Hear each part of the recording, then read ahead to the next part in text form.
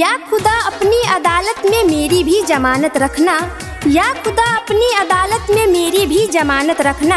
मैं रहूं या ना रहूं, मैं रहूं या ना रहूं, मेरी जनता को सलामत रखना। ध्यान रहे मतदाता मालिको, इस बार की चुनाव में जयकल देवी को मुखिया बनाना है।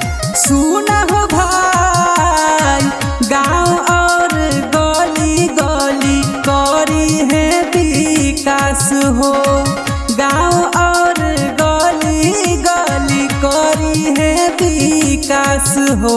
घूसखोर नेता के होई ना सजी। सुना हो भाई, पंचायत के सुंदर बनई है जयकल देवी, पंचायत के सुंदर बनई है जयकल देवी।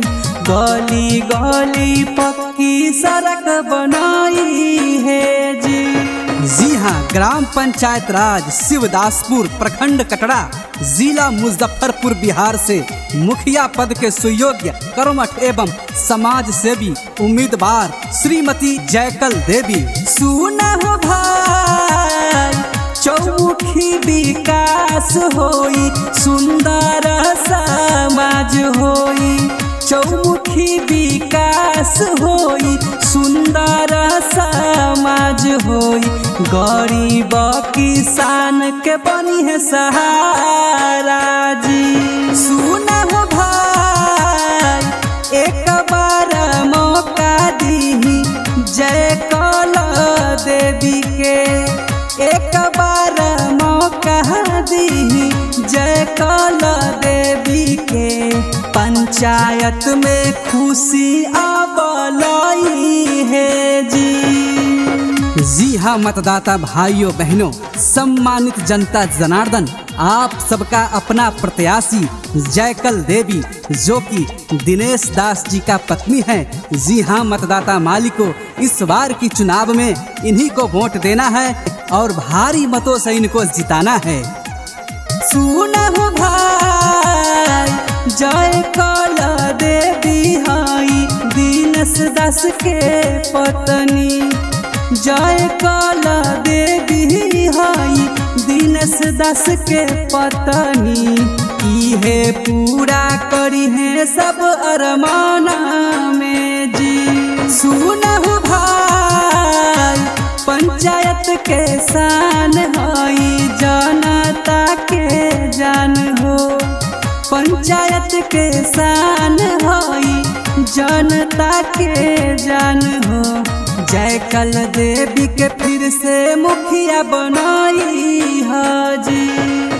हो भाई, गांव और गली गली करी है विकास हो, गांव और गली गली करी है विकास हो।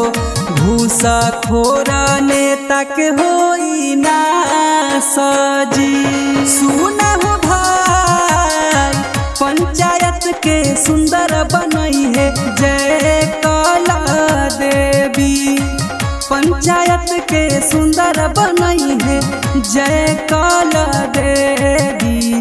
गली गली पक्की सड़क बनाई है जी हाँ, ग्राम पंचायत राज शिवदासपुर, प्रखंड कटरा, जिला मुजफ्फरपुर, बिहार से मुखिया पद के सुयोग्य कर्मठ एवं समाज सेवी उम्मीदवार श्रीमती जयकल देवी। सुना हो भाई, चौमुखी विकास होई, सुंदर समाज होई, चौमुखी विकास होई, सुंदर समाज होई। गरीब किसान के बनी है सहारा जी। सुना हो भाई, एक बार मौका दी जयकल देवी के, एक बार मौका दी जयकल देवी के।